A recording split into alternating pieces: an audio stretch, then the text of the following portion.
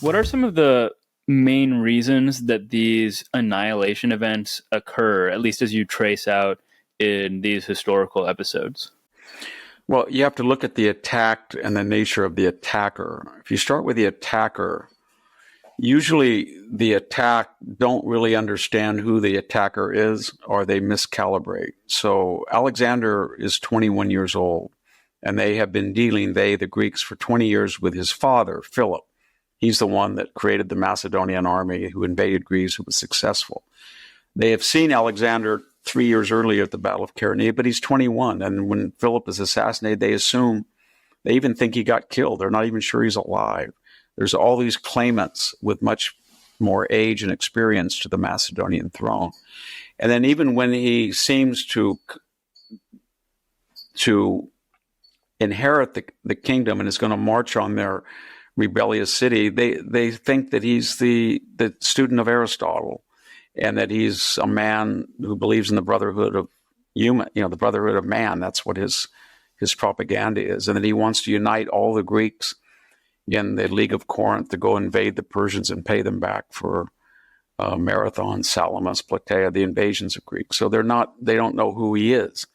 Same thing with the Carthaginians. They see Scipio Aemilianus, who finally takes over the siege, and they think, well, he's just another Roman general, and we fought them in 2 Punic wars and lost, and we had terms, we had fines, we'll have one again.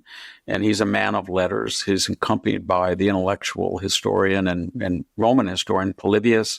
He's created a Scipionic circle of playwrights and intellectuals. He wouldn't do this.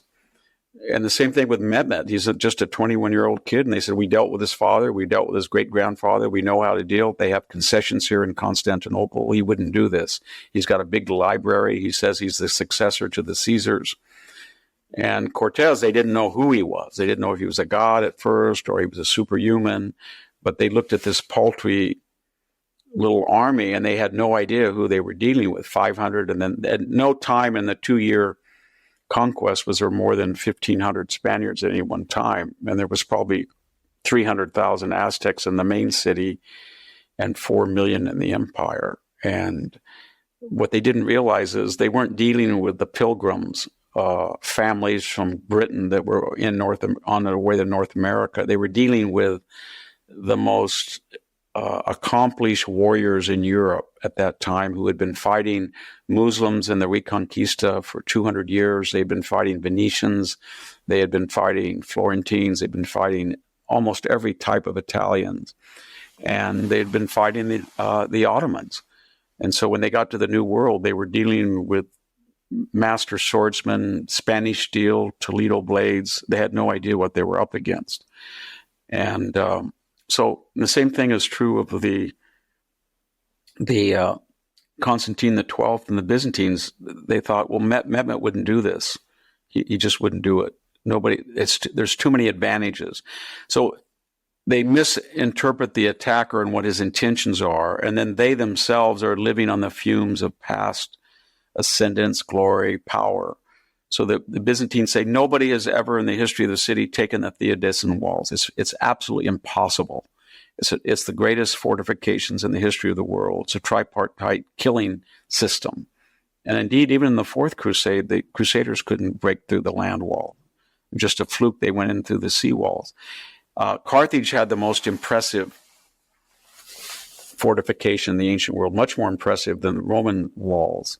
And Thebes was famous in myth for the 7-gated Thebes. So all of these people thought they were impenetrable.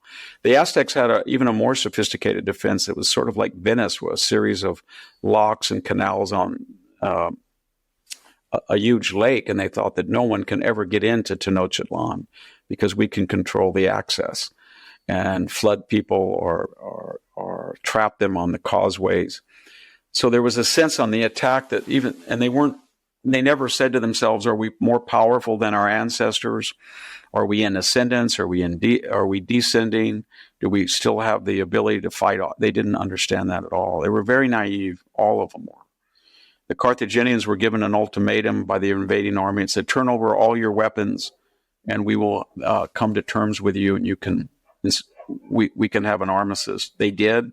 And then the Romans said, oh, by the way, the armistice means you have to destroy your city and move it 10 miles inland. And they were shocked. And the same thing with the Thebans. They thought, well, he's here and he's going to besiege a city. And when we lose, he'll do what he always does.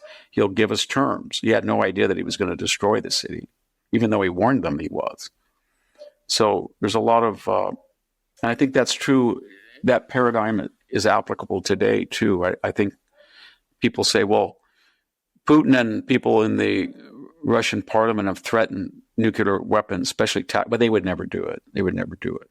And Iran keeps talking about Israel as a one-bomb state, or it's going to destroy the Zion. It would never do it. Couldn't do it. Won't do it. I'm not sure that's true. It's likely, but it's not certain. And when you're talking about existential destruction, you want to be 99.999 sure that it doesn't happen.